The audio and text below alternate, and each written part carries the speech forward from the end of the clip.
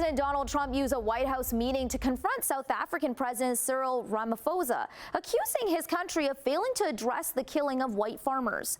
Trump said people are fleeing South Africa for their own safety. At one point, he dimmed the lights in the Oval Office to play a video of a communist politician playing a controversial anti-apartheid song that included lyrics about killing farmers. Ramaphosa pushed back against Trump's accusations, saying, "We are completely opposed to that." He is a man who is certainly in some circles really respected, other circles a little bit less respected, like all of us, in all fairness, like all of us. We all like that. South African President Cyril Ramaphosa came to the White House for a meeting with U.S. President Donald Trump. And while talks kicked off smoothly, things took a turn. Tensions emerged when Trump said he wanted to get an explanation about claims that white South Africans are being persecuted. We had a lot of people. I must tell you, Mr. President, we have had a tremendous number of people, especially since they've seen this. Generally, they're white farmers, and they're fleeing South Africa, and it's a very sad thing to see.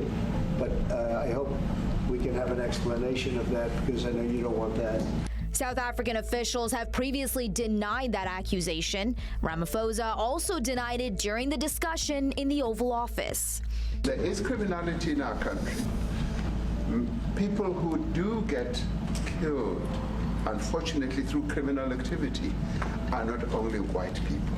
Majority of them are black people.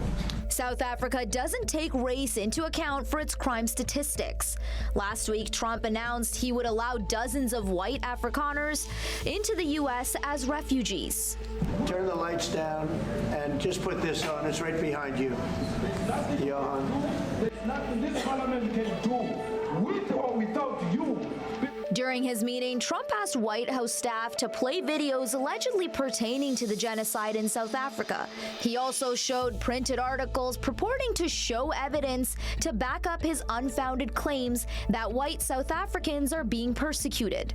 The video showed white crosses, which Trump said were the graves of thousands of white people, and opposition leaders making incendiary speeches. Ramaphosa mostly sat expressionless while the video was played, occasionally craning his neck to watch. He said he had not seen the video with the crosses before, and that he'd like to find out where it was filmed.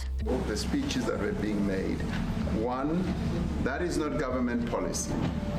We have a multi-party democracy in South Africa that allows people to express themselves, political parties to adhere to various policies, and in many cases, or in some cases, those policies do not go along with government policy.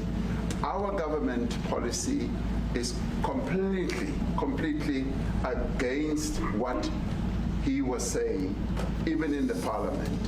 According to a PBS report, white farmers have been murdered in South Africa, but those murders account for less than 1% of more than 27,000 murders nationwide every year.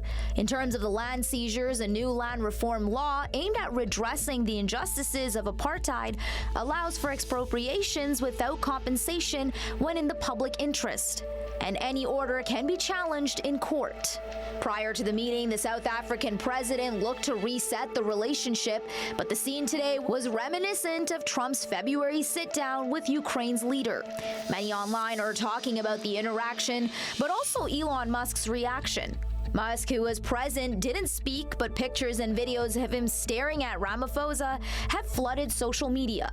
Meanwhile, a South African family who watched the showdown said it was a necessary meeting. There was a lot of fake information going out there, and there was no, even the communication from our government, our president was not coming through very well. So I think it's now even the whole world was watching this. So I think it's something that needed to happen for the president to be able to explain to the U.S. president.